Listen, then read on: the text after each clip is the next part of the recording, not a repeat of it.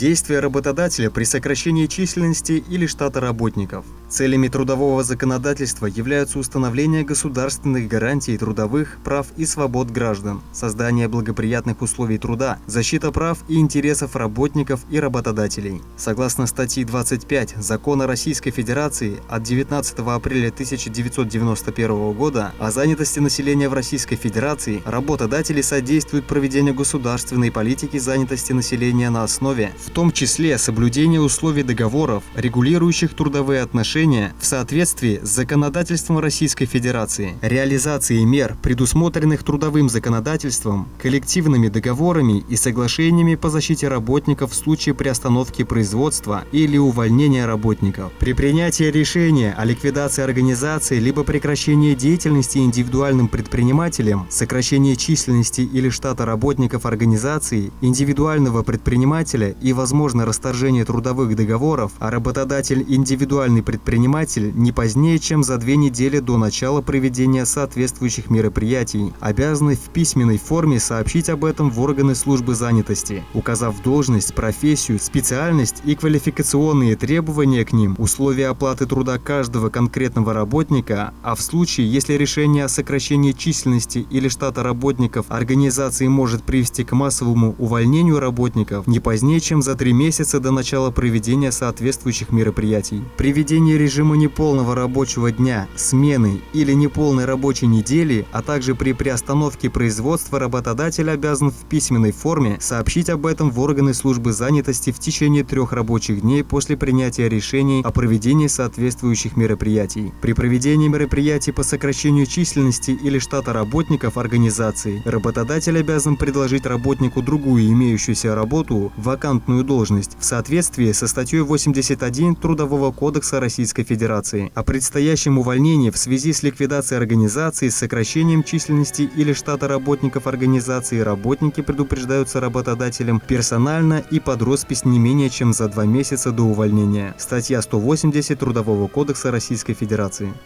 Определен механизм контроля за законностью получения денежных средств должностными лицами органов государственной власти и местного самоуправления. С 17 марта 2022 года вступил в законную силу федеральный закон от 6 марта 2022 года номер 44Ф3 о внесении изменений в статью 26 Федерального закона о банках и банковской деятельности и федеральный закон о противодействии коррупции, определяющий правовой механизм обращения в доход государства средств государственных и муниципальных служащих, в отношении которых не представлен сведения о законности их получения. Федеральный закон о противодействии коррупции дополнен статьей 8.2, обязывающей лиц, проводящих проверку достоверности и полноты сведений о доходах, об имуществе и обязательствах имущественного характера при установлении сведений о том, что в течение года, предшествующего году представления указанных сведений, на счета государственного или муниципального служащего, его супруги или супруга и несовершеннолетних детей в банках или иных кредитных организациях поступили денежные средства в сумме, превышающей их совокупный доход за отчетный период и предшествующие 2 года. Истребовать у проверяемого лица сведения о подтверждающей законность получения этих денежных средств. Законом предусмотрено обязательное направление материалов в органы прокуратуры в случае непредставления проверяемым лицом сведений, подтверждающих законность получения этих денежных средств, представления недостоверных сведений, а также увольнения, прекращения полномочий проверяемого лица для проведения соответствующей проверки. При наличии оснований денежная сумма в размере эквивалентном той части денежных средств, в отношении которой не получены достоверные сведения, подтверждающие законность их получения, будет взыскано в судебном порядке в доход Российской Федерации. В целях реализации указанных положений законодательства в статью 26 Федерального закона о банках и банковской деятельности внесены изменения, предусматривающие полномочия прокуроров по истребованию в банках или иных кредитных организациях соответствующей информации и документов.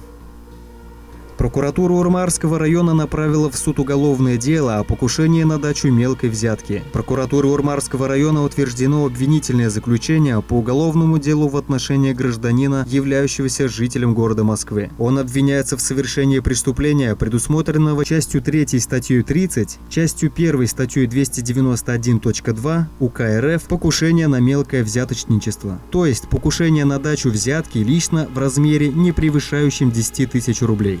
Следствием установлено, что 22 февраля 2022 года вечером мужчина, находясь в состоянии алкогольного опьянения, управляя автомобилем марки Mazda 5, при исследовании на автомобильной дороге Аниш на территории Урмарского района заехал в снежный сугроб, а затем выехал на полосу встречного движения, совершив административное правонарушение, предусмотренное частью 4 статьей 12.5 КоАП РФ. После совершения указанного административного правонарушения автомашина правонарушителя остановлена сотрудником полиции МО МВД РФ Урмарский, находившимся при исполнении служебных обязанностей и следовавшим по указанной автодороге. Сотрудник полиции, видя, что у правонарушителя имеются явные признаки опьянения, попросил его выйти из автомашины и сообщил, что вызовет сотрудников ОГИБТД МО МВД России Урмарский для проведения административного разбирательства и привлечения его к установленной законом ответственности. После этого, поняв, что правонарушитель может быть привлечен к административной ответственности, не желая наступления для себя негативных последствий, достоверно зная, что перед ним находится представитель власти, сотрудник полиции при исполнении должностных обязанностей лично дал взятку сотруднику полиции в размере 1500 рублей. Однако гражданин не смог довести свой преступный умысел до конца по независящим от него обстоятельствам ввиду отказа сотрудника полиции принять взятку. В ходе производства предварительного следствия виновный вину в совершенном преступлении признал. После утверждения обвинительного заключения уголовное дело для рассмотрения направлено мировому суде судебного участка номер 1 Урмарского района Чувашской Республики.